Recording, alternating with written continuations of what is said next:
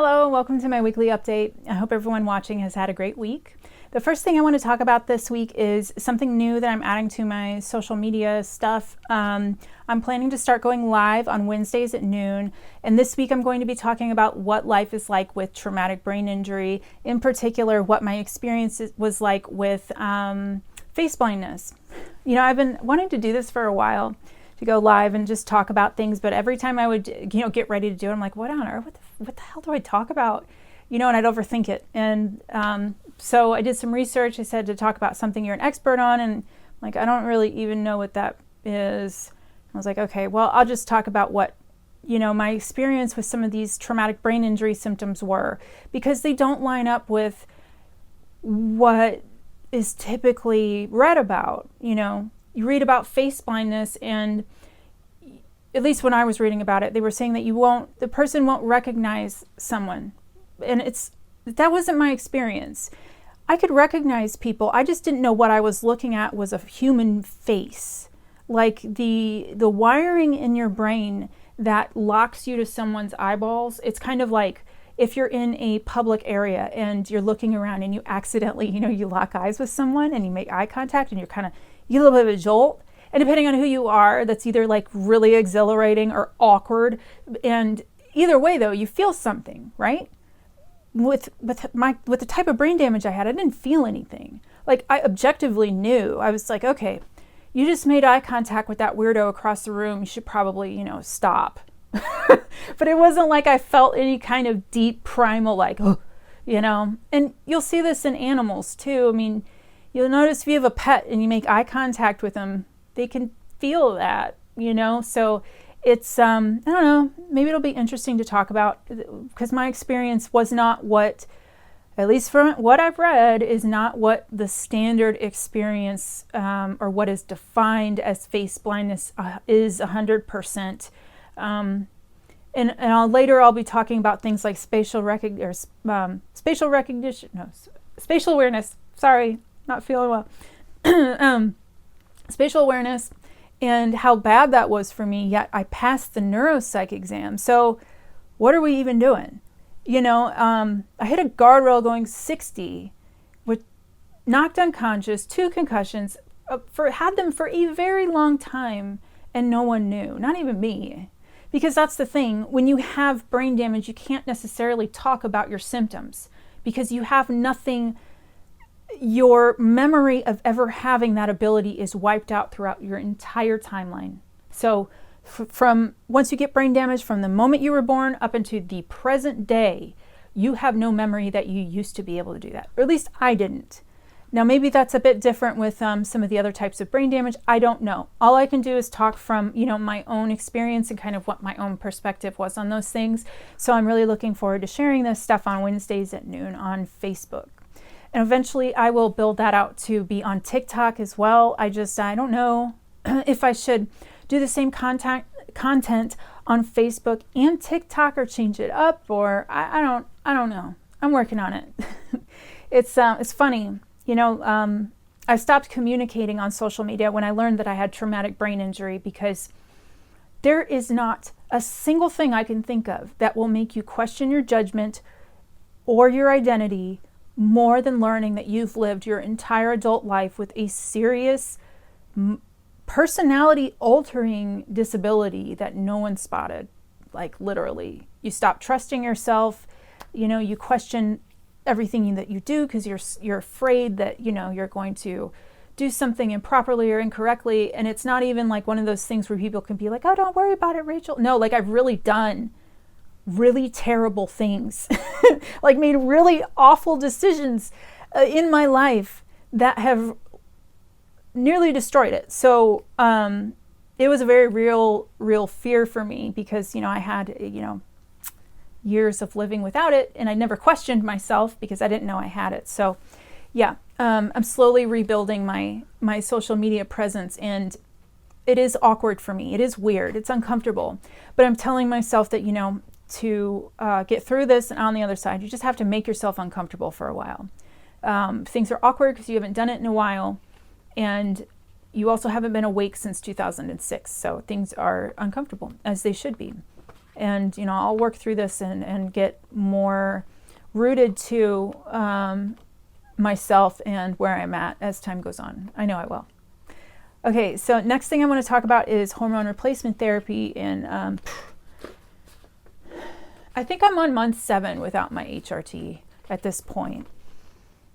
I think I'm like 2 or 3 months overdue for my bioidentical hormone replacement. That's testosterone and estrogen. And then I also take an oral progesterone, but I ran out of that too. So I'm not doing real well.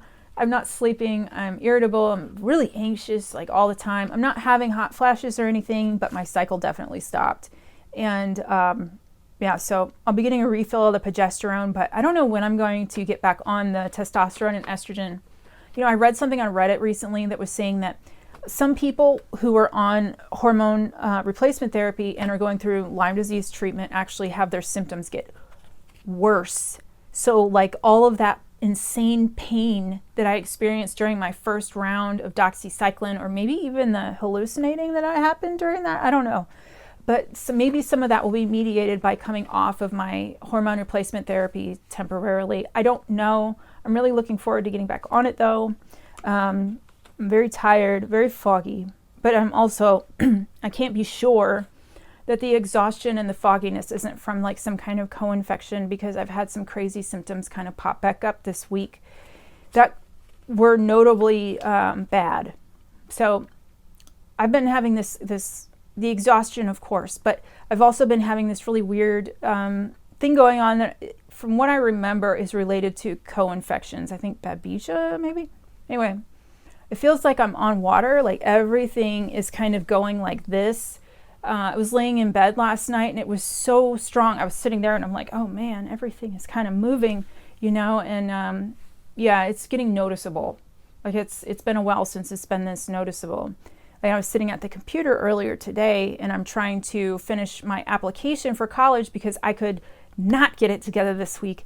I just, yeah. But yeah, I'm sitting there and everything's kind of, you know, going like this, and it's took everything I had to focus and get to where I am with that application. Not done with it yet. I'll get it out in the next couple days. I got caught up on the the personal statement. I'm trying to tell my story and why I want to go into healthcare, and I just want to make sure that I am hitting it, like, you know, on point with where I am and what I've been through, where I want to go. So yeah, definitely took some time to write that and did some research, read some other successful essays. So yeah, we'll see. So, okay, next, and I've got my talking points written on a piece of paper because I am kind of here. Another symptom that I might be co-infection related, I don't know, but it's worth mentioning, is this is going to be hard for me to describe. I guess this is a visual problem. So when I go to read something, I don't know if it's my eyes, everything is foggy, or my eyes can't see the contrast well, or the words aren't popping off the page to the point where I can see them. But it's really difficult for me to read and pay attention. And it's like if I can't focus enough to where, you know, I can read the words on the page, I don't know. All I know is that I'll sit there and read page after page after page, or even a paragraph. I read one paragraph and I'll get done and I won't remember what I read. And I'll realize, like, as I'm reading, that I have to really force myself to focus. And even then, I have to really kind of almost focus my eyes harder to read.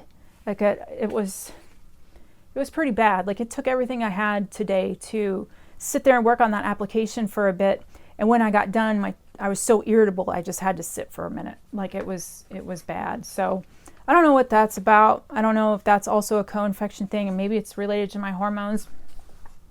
I don't know, but I'll just stick with it and it'll pass. Eventually I'll do my treatment and we'll see where I'm at. So next, GI issues. So I had some actual improvement this past week. Motility is improving. It's not perfect, but it is improving. I'm also continuing to take the replacement betaine, which actually solved a problem that I didn't realize was, well, I had an inkling that it was related to low stomach acid, but I didn't actually know. I used to be ravenously hungry at all times. It didn't matter if I had just eaten a huge dinner or what. I still wanted to just stuff my face with food. It was so bad that in my spare time, I used to go on Instacart and look at cakes and cupcakes and stuff. And I could have just eaten a huge meal. You know, it didn't matter. I was starving. And sugar was one of those things. Sugars or carbs was what I really, really craved. And since I started the betaine, that's completely gone away. Like I just don't even, it doesn't even cross my mind to look at cakes and cupcakes on Instacart anymore. It's not like I order that stuff. It's just, you know, I wanted to, but I didn't. And as for the motility improvement, the CerebroPep, I'm taking 3 capsules a day now instead of 4 because I frankly am going to run out if I continue taking 4, and I would like to be able to do a full cycle. So down to 3 probably for the rest of my cycle this time, and we'll see where I'm at when I'm done. So yeah, GI issues. And then last but not least is gabapentin taper. And I really hate to wave the white flag, and I really, maybe I'm being extra with that, so I'm not actually failing, I'm just slowing down. So I'm going to stick at the 675 milligrams a day. I know that's a super weird amount, but I have a scale over there and I just weigh it out. It's easy for me to do. So that way I can taper down, you know, a little bit more slowly than I would be able to do with a doctor. So going to stay here for a while because pain's definitely a problem. And also I can't fall asleep. Like last night, like I said, I was laying there and everything's all wonky and wavy, like I'm on a houseboat or something, and I can't fall asleep. You know, my mind is racing, and I know that some of that might be related to mast cell stuff and histamine issues, which I've been having some issues with. I'm going to, I have an appointment on Monday with a new general practitioner. I'm going to tell her where I'm at with my gabapentin taper. I think I have enough medication to last me throughout the rest of my taper, and I don't need another refill, but just in case, I'll let her know where I'm at, how much I'm taking, how I'm going down, and you know, see if I need a hand with that. She'll help me. But as for the mast cell stuff, I'm going to talk to her too about getting a prescription mast cell stabilizer. I've been taking prescription antihistamines and aspirin, and I was taking quercetin for a long time now. So maybe it's time for me to step things up and go to a prescription mast cell stabilizer and see if maybe that helps some of my GI issues, because I was on a Zoom with Gordon Medical. This was, I can't even remember. It was recently, like, was it last week or the week before? I don't know. I'm so foggy right now. But they were answering questions about mast cell stuff. And, you know, I was listening to them and I was like, yeah, okay. My MCAS may not feel like it did like a year or so ago, but it is still mast cell stuff. It's just not as strong. So I'm going to talk to a doctor about that. But the Zoom was really interesting, although it also was like, oh, thanks. This just made everything so much more complicated, because listening to them talk about mast cell activation syndrome, you realize just how complicated it can be. So anyway, it's just another thing on my list. But I think that's all I have for this week. I will see you next. I hope you'll join me on Wednesday at noon while I talk about face blindness in my experience with traumatic brain injury. All right, thank you. Take care. Bye.